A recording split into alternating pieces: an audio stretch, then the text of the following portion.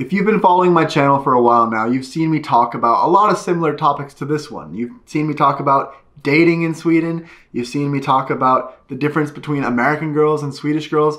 You've seen me reflect on my own experiences of being in a relationship in Sweden and being single in Sweden, which is all very interesting to me. But one thing that I haven't really gone in depth on is the culture in Sweden around flirting. And I just read this article on heysweden.com, and it pointed out some really insightful and interesting things about the Swedish flirting culture that I thought I would reflect on and elaborate on and share with you guys in this video. The first thing to talk about is when and where does flirting take place in Sweden? Well, it can really happen just about anywhere. It's more common that it's gonna happen when there's drinking involved, so at like parties, bars, nightclubs, all of those sorts of things, because Swedes tend to be very, very reserved, and when there's alcohol involved, they tend to open up a little bit more. But in other situations, just at a grocery store or all of those types of things, there could be flirting going on that foreigners don't really realize. But basically, if there's two Swedes talking and they agree to meet up for a fika sometime or get a coffee together, I think you could consider that flirting. Now, if we move on to the more traditional places where you can really see flirting take place, that's gonna be at parties. Now, one thing that's interesting about Sweden is they'll have pre-parties. I think this might be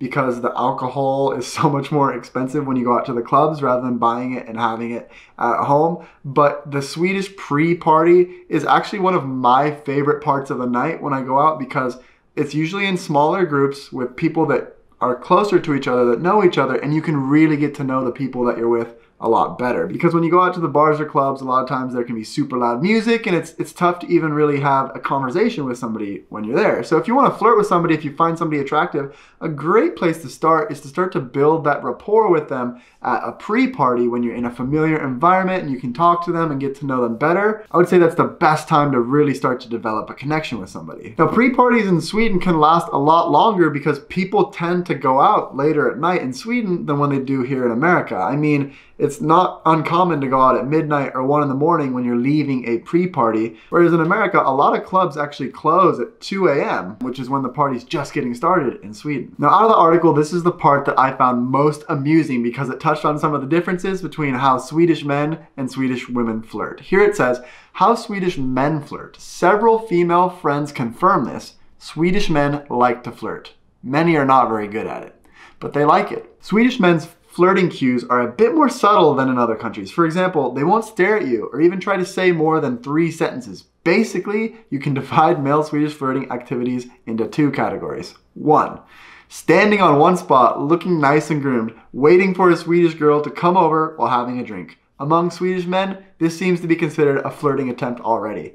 I thought this was extremely amusing, and I shared this with some of my friends here in America, and they just laughed that would be considering to somebody to just like stand there with your drink looking good, waiting for a girl to come over to you. But in reality, because of the equality in Swedish society, girls are not afraid to come up and approach guys that they're interested in. So technically, this could work for some people. Number two says, being drunk, dancing on the dance floor close to a girl, slightly touching her waist or back, checking her reaction, and waiting for her to do the next step. If the man has no success within 30 seconds, he goes, next, simple, no fuzzing around.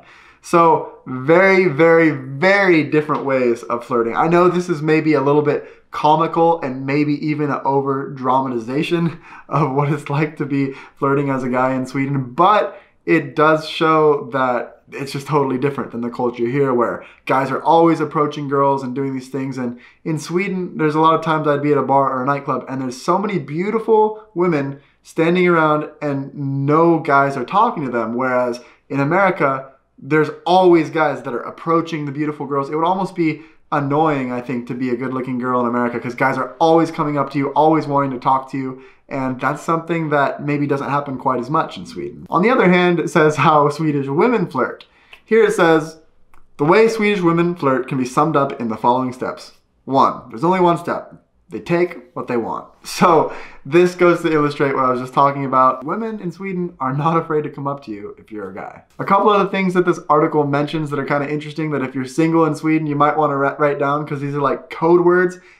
Movie night in Sweden is like kind of like the Netflix and chill, what we say in America. So if you actually want to just have somebody over and watch a movie, and you say you want to have a movie night, they might get the wrong idea. They might think that you're just after sex. So if you actually do just want to watch a movie with somebody, you might be completely out of luck. If you're looking for something a little bit more serious, you could ask to go on a Sunday stroll, or you take a walk with somebody, maybe even combine that with a fika or something. And that's a signal of maybe some more serious relationship prospects, as opposed to a movie night, which could alert some people to other types of intentions. So I thought that was a good little overview of flirting in Sweden. And seeing this article really made me reflect on some of the differences within dating and flirting and all of those things. Write a comment down below if you agree with this.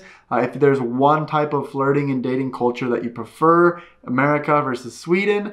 And with that being said, guys, I'm going to sign out. But if you haven't checked out my other videos on dating, girls, relationships, all of those, be sure to check them out and hit that subscribe button. That being said, I'll see you guys in the next one.